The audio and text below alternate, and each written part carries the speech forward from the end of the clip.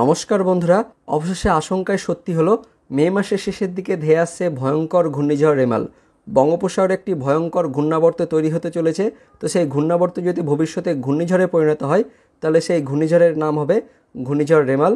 তো এই ঘূর্ণিঝড় রেমাল কবে, কত তারিখে, কোথায় আছড়ে পড়তে চলেছে, এই ঘূর্ণিঝড়ের প্রভাব আমাদের পশ্চিমবঙ্গ, বাংলাদেশে পড়বে কিনা, এ সম্বন্ধে আমরা জানবো। সে সঙ্গে আলিপুর আবহাওয়া দপ্তর থেকে আগামী 24 থেকে 48 ঘন্টার পূর্বাভাসে কী বলা হয়েছে বিস্তারিত আমরা জেনে নেব আজকের এই ভিডিওতে। তবে তার আগে আপনি যে ভিডিওটি দেখতে পাচ্ছেন তার নিচের দিকে সাবস্ক্রাইব বাটনে ক্লিক করে পাশের ঘন্টাটিকে বাজিয়ে অল নোটিফিকেশন অপশনটিকে সেট করে দেবেন। ভিডিওটি ইনফরমেটিভ হয়ে থাকলে বা ভালো লেগে থাকলে একটি লাইক করবেন, অনেক শেয়ার করে দেবেন। সে সঙ্গে আপনি কোন জেলা থেকে ভিডিওটি দেখছেন অবশ্যই সেই জেলার নাম ভিডিও কমেন্টে জানিয়ে দেবেন। তো বন্ধুরা, অনস্ক্রিনে দেখতে পাচ্ছেন মে মাসের শেষের দিকে একটি ঘূর্ণিঝড় কিন্তু আসতে চলেছে, যে ঘূর্ণিঝড়ের নাম হতে চলেছে ভয়ঙ্কর ঘূর্ণিঝড় রেমাল। তো এই ঘূর্ণিঝড় দেখতে পাচ্ছেন মায়ানমার উপকূলে কিন্তু 22শে মে নাগাদ কিন্তু আছড়ে পড়ছে। তারপর সেটার অভিমুখ আবহাওয়াবিদরা যেটা বলছেন যে আমাদের পশ্চিমবঙ্গ এবং বাংলাদেশের দিকেও কিন্তু হতে পারে। তো বেশিরভাগ প্রভাবটা কিন্তু এই মায়ানমারের ওপরে পড়বে, তারপর সেটা কিন্তু আস্তে আস্তে আমাদের পশ্চিমবঙ্গ এবং বাংলাদেশের দিকে আছড়ে পড়তে পারে। তো এই ঘূর্ণিঝড় রেমাল কবে, কত তারিখে, কোথায় আছড়ে পড়তে চলেছে, এই সম্বন্ধে কী আপডেট আসছে সেই আপডেটটি এবার আমরা বিস্তারিত প্রথমে জেনে নেব। তো এই সাইক্লোন রেমাল নিয়ে কী আপডেট আসছে, কবে নাগাদ এটি আছড়ে পড়তে পারে, কী বলা হয়েছে বিস্তারিত সেই আপডেটটি আমরা এবার দেখে নেব। তো বাংলায় হিট করতে পারে সাইক্লোন রেমাল, দেখুন কবে, কোথায়, কখন আছড়ে পড়বে বিস্তারিত জানবো কী বলা হয়েছে। তো চলতি মাসের শেষে ফের ঘূর্ণিঝড়ের ভ্রুকুটি। প্রাথমিক পূর্বাভাস অনুসারে চলতি মাসের শেষ সপ্তাহে পশ্চিমবঙ্গ বা বাংলাদেশ উপকূলে আঘাত আনতে পারে একটি ঘূর্ণিঝড়, যার জেরে পশ্চিমবঙ্গের উপকূলবর্তী জেলায় প্রভাব পড়ার সম্ভাবনা রয়েছে। তবে ঘূর্ণিঝড়টি তেমন শক্তিশালী হবে না বলেই আপাতত জানানো হয়েছে। তো ঘূর্ণিঝড় যদি তৈরি হয় তো সেক্ষেত্রে তার নাম হবে সাইক্লোন রেমাল। তো এই সাইক্লোন রেমাল নিয়ে কী আপডেট আছে বিস্তারিত সেগুলি এবার জেনে নেব। তো আবহাওয়ার প্রাথমিক পূর্বাভাস অনুসারে আগামী 20 মে নাগাদ দক্ষিণ বঙ্গোপসাগরে তৈরি হতে পারে একটি ঘূর্ণাবর্ত। সেটি সোজা উত্তর দিকে অগ্রসর হয়ে শক্তি বৃদ্ধি করবে। তারপর 24শে মে সেটি ঘূর্ণিঝড়ের আকার নিতে পারে এবং 25শে মে সন্ধ্যার পর সেটি পশ্চিমবঙ্গ বা বাংলাদেশ দিয়ে ভূভাগে প্রবেশ করতে পারে।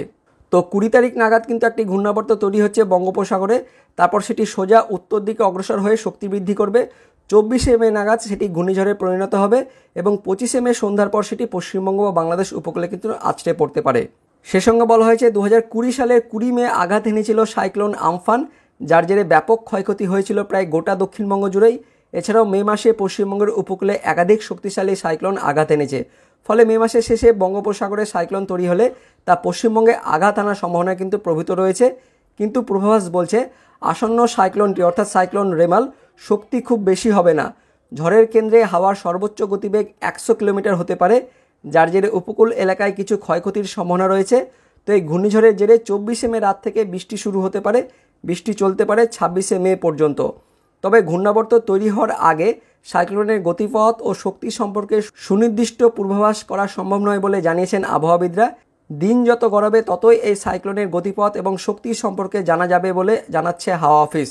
তো বন্ধুরা, একটা সম্ভাবনার কথা বলা হয়েছে যে 25শে মে নাগাদ কিন্তু এটি পশ্চিমবঙ্গ বা বাংলাদেশ উপকূলে আছড়ে পড়তে পারে। আবার আরও একটা কিন্তু সম্ভাবনার কথা বলা হয়েছে 22শে মে নাগাদ সেটি কিন্তু মায়ানমার উপকূলে কিন্তু আছড়ে পড়তে পারে।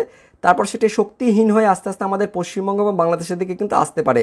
তো কিন্তু এখনও অনেক দিন বাকি রয়েছে, এই ঘূর্ণিঝড় কিন্তু তৈরি হবে, তারপর কিন্তু একটি সুনির্দিষ্ট কিন্তু আপডেট আসবে। যখনই নতুন কোনো আপডেট দেওয়া হবে অবশ্যই আমরা আপনাদের ভিডিও করে জানিয়ে দেবো।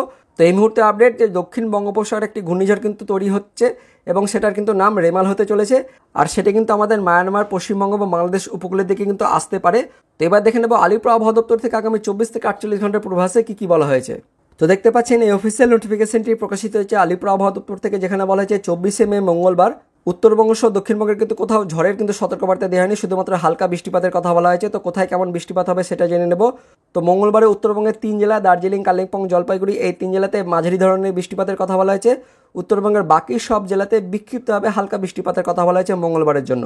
আর মঙ্গলবারে দক্ষিণবঙ্গের জন্য দেখতে পাচ্ছেন দক্ষিণবঙ্গের সব কয়েকটি জেলাতে একদম হালকা বৃষ্টিপাতের কথা বলা হয়েছে, মেঘলা আকাশ সহ হালকা বৃষ্টিপাতের কথা বলা হয়েছে। দক্ষিণবঙ্গের জেলাগুলিতে একদমই হালকা বৃষ্টিপাত হতে পারে, 25%-এরও কিন্তু কম বৃষ্টিপাত হতে পারে। অর্থাৎ জেলার কোথাও কোথাও বৃষ্টি হতে পারে, আবার কোথাও কোথাও কিন্তু বৃষ্টিপাত নাও হতে পারে, তবে মেঘলা আকাশ কিন্তু থাকতে পারে। অর্থাৎ একদমই সামান্য কিন্তু বৃষ্টিপাত হবে। আর তারপর থেকে কিন্তু তাপমাত্রা কিন্তু আস্তে আস্তে বাড়তে থাকবে, অর্থাৎ মঙ্গলবার থেকে কিন্তু আস্তে আস্তে তাপমাত্রা বাড়বে এবার আমরা দেখে নেব 15 তারিখ অর্থাৎ বুধবারের সতর্কবার্তায় কী বলা হয়েছে। তো 15 তারিখ উত্তরবঙ্গের ওপরের 5 জেলাতে মাঝারি ধরনের বৃষ্টিপাতের কথা বলা হয়েছে। উত্তরবঙ্গের বাকি 3 জেলাতে একদম মেঘলা আকাশ হালকা বৃষ্টিপাতের কথা বলা হয়েছে। আর বুধবারে দেখতে পাচ্ছেন দক্ষিণবঙ্গের বেশিরভাগ জেলার কিন্তু আকাশ পরিষ্কার থাকবে অর্থাৎ শুকনো থাকবে, তার সঙ্গে তাপমাত্রা বাড়বে। আর উপকূলের কয়েকটি জেলা 5টি জেলা উত্তর 24 পরগনা, দক্ষিণ 24 পরগনা, পূর্ব মেদিনীপুর, পশ্চিম মেদিনীপুর, ঝাড়গ্রাম, উপকূলের এই 5 জেলাতে বুধবার দিন একদম হালকা বৃষ্টিপাতের কথা বলা হয়েছে। 25%-এর কিন্তু কম বৃষ্টিপাত হতে পারে, অর্থাৎ কোথাও কোথাও বৃষ্টিপাত হবে, আবার কোথাও কোথাও বৃষ্টিপাত নাও হতে পারে। তারপর দেখে নেব 16 তারিখ অর্থাৎ বৃহস্পতিবারের সতর্কবার্তায় কী বলা হয়েছে। তো 16 তারিখ বৃহস্পতিবারে উত্তরবঙ্গের ওপরের 5 জেলাতে বিক্ষিপ্তভাবে হালকা বৃষ্টিপাতের কথা বলা হয়েছে। উত্তরবঙ্গের বাকি 3 জেলাতে মেঘলা আকাশ সহ হালকা বৃষ্টিপাতের কথা বলা হয়েছে। আর বৃহস্পতিবারে দক্ষিণবঙ্গের দেখতে পাচ্ছেন দক্ষিণবঙ্গের সব কটি জেলার কিন্তু আকাশ শুকনো থাকবে অর্থাৎ পরিষ্কার থাকবে, তার সঙ্গে কিন্তু তাপমাত্রা বাড়তে থাকবে। তো বন্ধুরা দেখতে পাচ্ছেন আগামী 24 থেকে 48 ঘন্টায় উত্তরবঙ্গে হালকা বৃষ্টিপাত হলেও দক্ষিণবঙ্গের জেলাগুলির আকাশ কিন্তু পরিষ্কার থাকবে এবং তার সঙ্গে কিন্তু দক্ষিণবঙ্গের জেলাগুলিতে তাপমাত্রা কিন্তু বাড়তে থাকবে। তো বন্ধুরা এটাই ছিল এই মুহূর্তে লেটেস্ট ওদের আপডেট। পরবর্তীকালে এই সম্বন্ধে লেটেস্ট আপডেট হলে অবশ্যই আমরা আপনাদের ভিডিও করে জানিয়ে দেবো। তো ভিডিওটি ইনফরমেটিভ হয়ে থাকলে বা ভালো লেগে থাকলে একটি লাইক করবেন, অনেক অনেক শেয়ার করে দেবেন। তো দেখা হচ্ছে পরবর্তী লেটেস্ট ওদের আপডেট নিয়ে, ততক্ষণের জন্য বন্দে মাতরম, জয় হিন্দ।